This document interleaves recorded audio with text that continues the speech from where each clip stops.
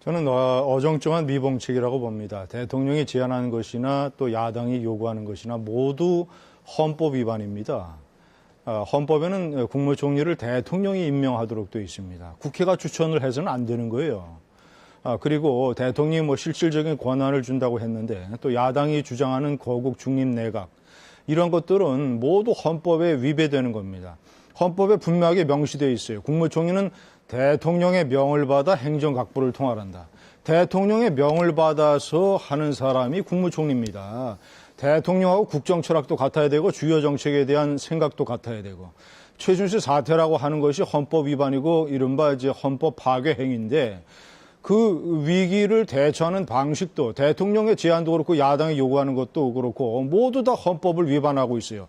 나라가 이런 식으로 돌아가서는 안 됩니다. 위기에 대처하는 방식도 원칙과 정도로 가야지 저는 국회가 합의를 해서 대통령의 하야 국면을 피하기 위해서 국회가 합의를 해서 어떤 총리가 탄생을 할 수 있을지 모르지만 국가적인 혼란을 1년 3개월 연장하는 것밖에 안 됩니다. 더 혼란이 악화될 가능성이 있고 사실상 이원 집정부제인데 대한민국 헌법은 지금 대통령 책임제지 이원 집정부제가 아닙니다. 네, 지금 헌법에 위배된다. 그리고 앞으로 국정이 더욱 혼란될 것이다. 그렇게 방법이 있다고 생각합니다. 그러니까 지금 현재 박근혜 대통령과 또는 우리 전체 이 사회의 공동체가 선택할 수 있는 안이 세 가지가 있어요.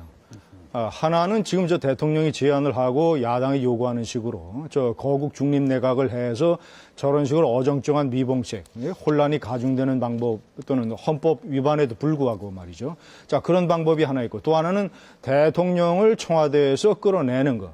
본인이 하야를 하든 아니면 탄핵을 하든 대통령을 교체하는 거. 새 대통령으로. 이 방법이 하나 있고.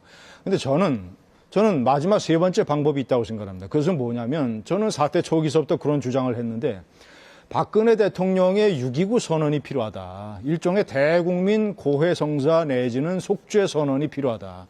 이건 뭐냐? 자, 한 3개 항 정도를 얘기해야 됩니다. 첫째는 검찰 조사를 무슨 서면 조사니 이런 거 다 안 되고 직접 검사가 와서 직접 조사를 받겠다. 예? 특히 검사는 국민을 대표해서 형벌권을 행사하는 사람들이기 때문에 청와대로 들어와라. 청와대에서 내가 조사를 받겠다라고 이제 천명을 하고 다만 헌법에서 대통령 재임 중에는 기소되지 않으니까 내가 퇴임한 이후에 법정에 서겠다. 법정에 서고 필요에 따라서 재판 결과에 따라서 내가 감옥에 가겠다. 이게 선언하는 것이 제 1항입니다. 제 두 번째는 하지만 헌법상의 그 5년 임기를 보장되어 있고 이것을 마무리하는 것도 헌법상의 대통령의 의무이기 때문에 국민 여러분께서 한 번만 좀 용서해 주시고 내가 임기 1년 3개월을 안정적으로 마무리해서 잘못을 어느 정도 만회할 수 있는 마지막 기회를 달라. 나에게. 그 대신 제가 나중에 감옥에도 갈 수 있고 그리고 내가 통치 스타일을 바꾸겠다. 모든 이 최순실 사태, 이 불통 사태의 주요한 원인 중에 하나가 저 구중궁궐 본관에서 내가 정호성 부속비서관 하나만 데리고 그 비서실장과 참모진과는 멀리 떨어져서 완전히 고립, 불통, 무슨 이런 식으로 지냈기 때문에 그 불통의 상징인 구중궁궐 본관 집무실을 내가 폐쇄하겠다. 그래서 사무실을 비서실장과 비서들이 있는 비서동으로 옮기겠다. 그래서 미국의 백악관처럼 대통령과 부통령, 비서실장, 참모들이 오손도손 옹기종기 다닥다닥 붙어있는 이런 내가 그들로부터 감시를 받으면서 그들과 함께 하루 종일 같이 있으면서 국정을 소통을 하겠다. 불통 정치를 소통 정치로 바꾸겠다라는 약속을 하는 겁니다. 두 번째. 예? 세 번째요?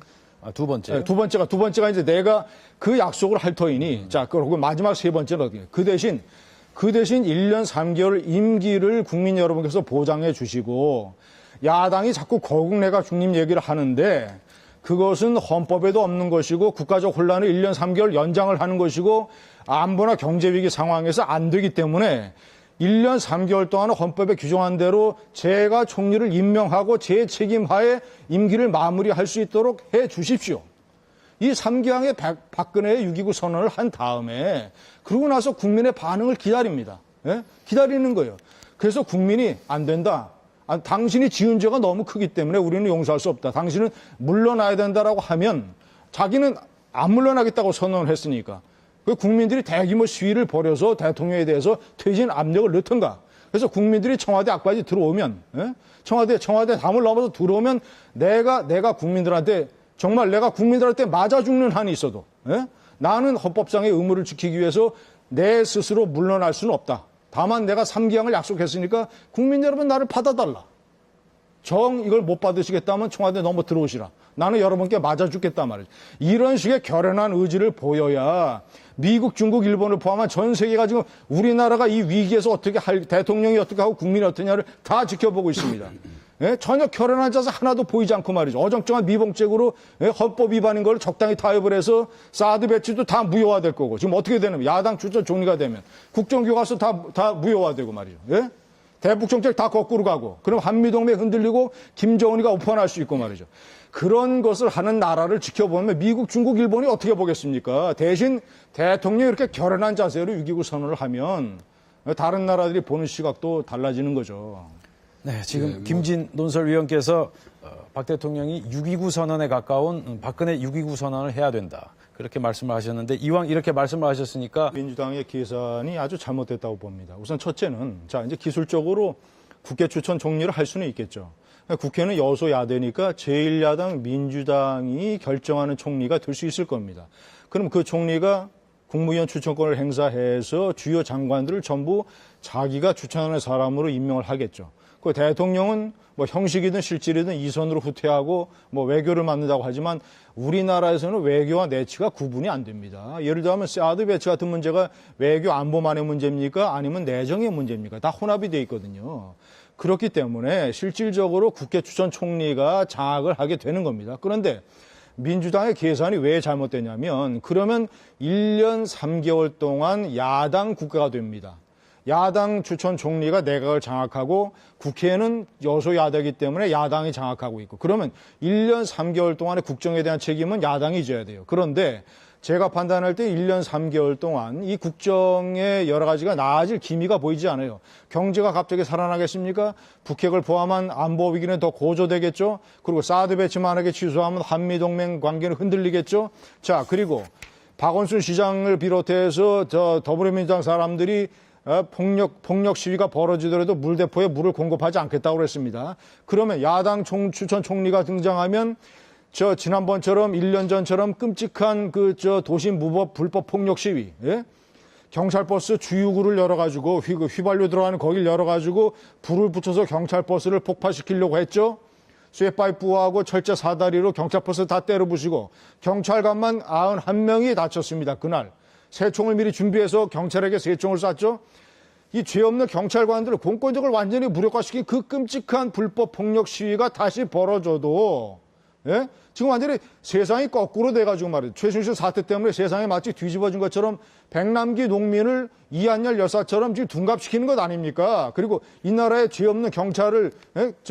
국가에 공적으로 몰아붙이고 말이죠. 이런 사태가 야당 추천 총리가 장악하는 그 통치 하에서 벌어질 것 아니겠습니까? 그러면 그 1년 3개월 동안의 혼란과 국가의 추락은 내년 대통령 선거에서 유권자들이 심판을 해야 되는데 자 그러면 민주당의 1년 3개월 국정이 심판받아야 되는 겁니다. 그러면 민주당 입장에서 지금 대통령 선거 치르는 게 편합니까? 아니죠. 거국 내각 없이 그대로 야당으로서 대통령 선거 치르는 게 낫습니까? 아니면 1년 3개월 동안 자기들이 국가를 그런 식으로 운영해서 국가의 가치 체계를 완전히 뒤에 엎어버리고 국정교과서 다 폐지하고 말이죠. 김대중 노무현 교과서로 되어 있는 그 좌편향 교과서 다시 고등학생들 다 배우게 하고 말이죠. 이래가지고 1년 3개월 후에 국민들 심판을 받는 것이 자기들이 낫습니까? 현실적으로 제가 봤을 때는 민주당의 계산이 어리석은 거예요. 그렇지 않고 대승적으로 말이죠. 박근혜 대통령으로 하여금 1, 2차 사과 같은 거 하지 말고 과감하게 퇴임 후에 내가 법정에 쓰고 감옥에 가겠다는 사과를 받아내고 통치 스타일 바꾸겠다는 약속을 받아낸 다음에 그렇다면 1년 3개월 마지막 당신이 해보쇼. 그래가지고 대통령이 임명하는 총리를 웬만하면 국회에서 승인을 해주고 그래서 1년 3개월 이후에 모든 국정의 책임을 대통령과 새누리당에 떠넘긴 다음에 유권자의 심판을 받는 게 민주당이 낫지.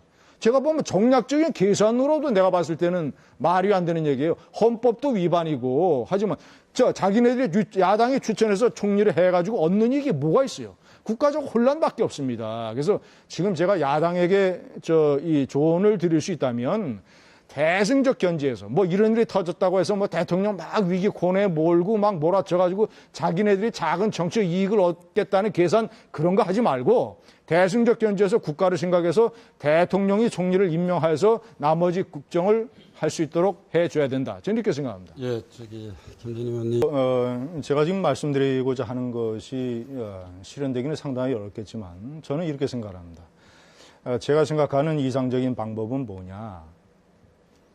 대개 이제 그 집권당이 엄청난 혼란과 갈등과 이런 분열 속에 있다가 지금 최순실 사태 같은 커다란 위기 상황에 처하면 하는 공식이 정해져 있어요. 그 중에 일파가 대통령을 막 공격을 하면서 우선 탈당을 요구를 합니다. 그리고 당명을 바꿔야 된다고 얘기를 하고 서로 그냥 누가 더 책임이 큰가를 막 얘기를 하면서 싸웁니다. 저는 지금 자금에 이제 그런 일이 벌어졌지 않습니까? 김무성 전 대표, 오세훈 전 시장, 김문수 전 지사가 전부 다 대통령 탈당을 들고 나왔지 않습니까? 자, 그런데 우리가 한국 정치사에서 보면 대통령을 원수로 만들고 대통령에게 탈당을 요구해서 쫓아낸 다음에 막 무슨 뭐 당명을 바꾸고 해서 이렇게 자기네들끼리 몰래 선거를 치러가지고 다 패배했어요. 김영삼 대통령 그렇게 원수로 만들고 당명 한나라당으로 바꾸고 말이죠. 이회창 총재 2번이나 대통령 선거 떨어졌습니다. 자, 2007년 노무현 정권 말기에 무슨 일이 벌어졌냐면 지금 정동영 세력, 김한길 세력 이런 사람들이 전부 집단으로 국회의원들이 이끌고 집단 탈주국을 벌였어요. 그래가지고 대통합민주신당이라는 걸 만들었습니다. 노무현 대통령과 열린우리당 완전히 버렸어요. 결과는 어떻게 됐냐. 531만 표로 그 세력이 대통령 선거에서 졌습니다. 정권 얻지 못했어요. 저는 우리 국민들이 상당히 성숙하고 현명하기 때문에 그런 식의 어떤 위선적인 기회주의적인 꼼수를 국민들이 다 간파한다고 봅니다. 절대로 그런 사람들한테 이 나라를 맡길 수 있는 신뢰를 주지 않아요. 저는 지금 말이죠. 지금 새누리당에서 벌어지는 행태가 과거에 그런 것을 그대로 답습하는데 그렇게 하지 말고 늦었지만 지금이라도 어떻게 해야 되느냐. 저는 말이죠. 새누리당이 이렇게 얘기를 해야 된다고 생각합니다. 자, 우리가 그동안 그렇게 얘기했잖아요. 대통령과 여당은 공동운명체라고. 공동운명체라고 하는 것은 일종의 가족 같은 겁니다. 대통령이 아버지면 당은 어머니예요. 그런데 가족의 일원이 치명적인 실수를 저질렀다고 해서 지금 가족의 인연을 끊어버리겠다는 거 아니에요. 탈당하라고 하는 것은. 그렇게 하면 안 됩니다. 공동운명체라고 하는 것은 영광도 같이 나누고 상처도 같이 나누고 슬픔도 같이 나누는 게 공동운명체 아닙니까? 자, 박근혜 대통령 집권 전반부에 무슨 일이 있었습니까? 박근혜 대통령이 2, 3년 동안 선거의 여왕이었잖아요. 세월호 사태에도 불구하고 모든 선거를 다 이겼지 않습니까? 그때 새누리당이 선거의 여왕인 박근혜 대통령의 영광 그 과실 덕분에 새누리당도 선거에서 이긴 거 아니에요. 영광, 담보는 다 빼먹고 말이죠. 지금 물론 엄청나게 박근혜 대통령이 끔찍한 잘못을 했지만 그렇다고 해서 영광만 우리가 같이 누리고, 예? 지금 선거의 여왕에서 실패의 안악내로 전락하니까 지금 차버리겠다는 것 아니에요. 이래가지고는 안 된다고 생각합니다. 자, 영광도 영광이고 상처도 우리 거다. 그래서 다 같이 힘을 합쳐가지고 우리가 비록 지금 대통령 선거를 하면 정권을 빼앗길 이런 상황이지만 아직도 1년 3개월이 남았으니까 단합을 해서 우리가 뽑을 수 있는 후보 중에서 최선의 후보를 뽑자. 외부에서 뉴페이스도 들여와서 새 피도 데려와서 경쟁시켜서 최소한 부족하지만 차선의 후보를 뽑아서 이 후보를 중심으로 일치단결해서 대통령 선거를 치러보자 말이에요. 당명 안 바꾼다. 새누리당 안 바꾼다. 미국이 말이죠. 닉슨 워터게이트 사건이라고 벌어졌지만 그래서 닉슨이 하야를 했지만 공화당이라는 당명 안 바꿨습니다. 공화당이라는 당명에는 닉슨의 그런 추악한 흔적이 묻어 있는 거예요. 자, 그 클린턴 대통령이 르윈스키라는 인턴을 백악관에서 데려다가 유사 성행위를 했습니다. 탄핵 일보 직전까지 갔어요. 민주당이 그렇다고 해서 민주당 당명 안 바꿨어요. 민주당이란 간판에는 클린턴의 정액이 묻어 있는 거예요. 정당의 간판이라고 하는 그런 겁니다. 이름이라 하는 것은. 예? 정액도 묻고 흔적도 묻고 영광도 묻고 그거 가지고 가는 거예요. 화장 고친다고 해서 유권자들이 새로 봐줄 것 같습니까? 당면 고쳤던 사람들 중에서 예? 끔찍한 상황에서 그런 식의 또 미봉책으로 성공한 정당이 어디 있어요? 자, 예? 김진 위원, 한 가지 그럼 여쭙겠습니다. 지금 친박과 비박이 함께 가야 된다, 갈 수 있다라고 보시는 겁니까? 저는 가야 된다고 생각합니다. 어떻게 갈 수 있냐, 현실적으로. 저는 지금 보수 정당은 분당대회가 현실적으로 상당히 어렵습니다. 왜냐하면 새누리당은 TK, 영남권을 중심으로 한 정당이기 때문에 지금 비주류의 상당수도 영남권입니다. 분당을 해서 자, 3년 후에 총선에서, 분당에서 3년 후에 총선에서 영남권 쪼개지면 그 국회의원들 전부 다가 대부분 다 떨어져요. 국회의원들이 말이죠. 말은 근사하게 하고 국가민족을 위한다 그러지만 위기 상황에서 국회의원들의 선택의 가장 첫 번째 뭐냐. 내가 다음 총선에서 당선될 수 있느냐 없느냐. 공천을 받을 수 있는 이거거든요. 아니, 새누리당이 분당한다고 칩시다. 그러면 야당은 내가 봤을 때 대통령 선거 때 무조건 후보 단일화하고 합칠 거예요. 예? 이런 정당 상황에서 다음 총선에서 이길 것 같습니까? 그렇기 때문에 내가 봤을 때 분당이 어렵다. 분당이 어렵기 때문에 이제 조만간 이 사태를 정리하고 이정현 대표의 친박 지도부가 사퇴를 하면 외부에서 참신하고 개혁적이며 사회적인 그래도 다수 유권자들이 관심을 가질 수 있는 그런 사람이 비상대책위원장으로 들어가야 되는 거예요. 그래서 비상대책위가 전권을 갖고 이 정당을 확 그냥 뒤집어 엎으면서 분당을 하지 말고 절대로 해서는 안 되는 세 가지 당. 대통령 출당, 분당, 그리고 이 개파 해당 행위. 이 세 당만 하지 않으면 새누리당이 살아날 길이 그 정권의 이를 각오로 덤벼들면 살아날 길이 있다. 저는 이렇게 봅니다. 자, 김옥 제1야당 민주당에 대해서 제 생각을 좀 말씀드리겠습니다. 지금 이번 사태에 키를 쥐고 있는 사람들이 제1야당 민주당입니다. 실제로 의회 권력을 장악하고 있기 때문에 거국 중립내각을 받느냐, 대통령에 대한 공격을 어느 정도에서 그칠 것이냐, 그래서 어떤 그 대규모 국민의 분노를 이쪽 방향, 저쪽 방향으로 할 것이냐에 관한 키를 가지고 있는 세력이 민주당입니다. 민주당은요, 제가 조언을 하면 이번 사태를 마치 이 최순실 사태가 우리 사회에 가져온 아주 대표적인 부작용 중에 하나가 뭐냐면 대통령과 그 집권 세력이 끔찍하게 잘못을 했다고 해서 그 반대쪽 세력이 완전히 무슨 정의로운 세력인 것처럼 둔갑을 하고 있어요. 예? 예? 저는 이것은 우리 사회의 가치 체계가 전도되고 있는 아주 이상한 현상이라고 봅니다. 절대 그렇지 않아요. 대통령이 끔찍하게 잘못했다고 해서 그 반대 세력이 절대로 옳지 않아요. 내가 한 가지 예를 들어 봅시다. 역대 정권들은 전부 다 엄청난 잘못을 저질렀습니다. 김영삼 대통령의 아들 김현철의 아주 광범위하고 대규모의 국정농단, 이권 개입, 비리, 나중에 감옥까지 갔지 않았습니까? 자, 김대중 정권 예를 들어, 제가 하나 더불어민주당이 집권했던 김대중 정권 하나 예를 들어보세요. 4가지만 들겠습니다. 첫째, 핵 개발을 하는 적대 세력에게 4억 5천만 달러를 뒷돈으로 줬어요. 두 번째, 국정원을 동원해가지고 민간인 1000명에 대해서 불법 도청 사찰을 했습니다. 예? 통제국가, 정보부 국가였어요. 세 번째, 홍일, 홍업, 홍걸, 홍삼 트리오 세 사람이 각종 이권에 개입하고 이 청와대 바깥에서 무슨 이런 여러 가지 장난질 치다가 그 중에서 2명이 감옥에 갔습니다. 네 번째, 김대중 대통령의 비서실장이라고 하는 사람. 지금 국민의당의 원내대표 맡고 있는 박지원 당시 비서실장이 대통령의 비서실장 현직에 있으면서 호텔 사우나에 가서 대기업 회장 2명으로부터 1억 원 뇌물을 받았어요. 지금 박근혜 대통령의 청와대 비서관들이 그런 공격을 받고 있지만 박근혜 대통령의 청와대 비서관 중에서 호텔 사우나에 가서 대기업 회장한테 1억 원 뇌물 받은 사람이 있어요? 그 사람이 지금 제2야당의 원내대표고 간판이고 이 나라 정치를 쥐락펴락하고 있어요. 대통령더러 이렇게 저렇게 안 하면 퇴진운동 때문에 쫓겨날 거라고. 이렇게 지금 얘기하고 있어요. 4가지 사안 중에서 홍삼 트리오 사건 이거 하나만 김대중 대통령 임기 중에 드러났고 나머지 3개, 4억 5천만 달러, 민간인 1000명 불법 도청 사창, 박지원 대통령 비서실 1억 뇌물, 3개는 김대중 대통령이 퇴임한 이후에 벌어졌습니다. 드러났어요. 김대중 대통령 정권이 있을 때 이 3가지 일을 포함해서 4가지 일이 국민에게 알려졌더라면 김대중 대통령 탄핵 안 됐겠어요? 김대중 대통령 탄핵 됐을 거 아니에요, 탄핵. 핵을 개발하는 적대 세력에게 4억 5천만 달러를 줬으니까, 국민 모르게.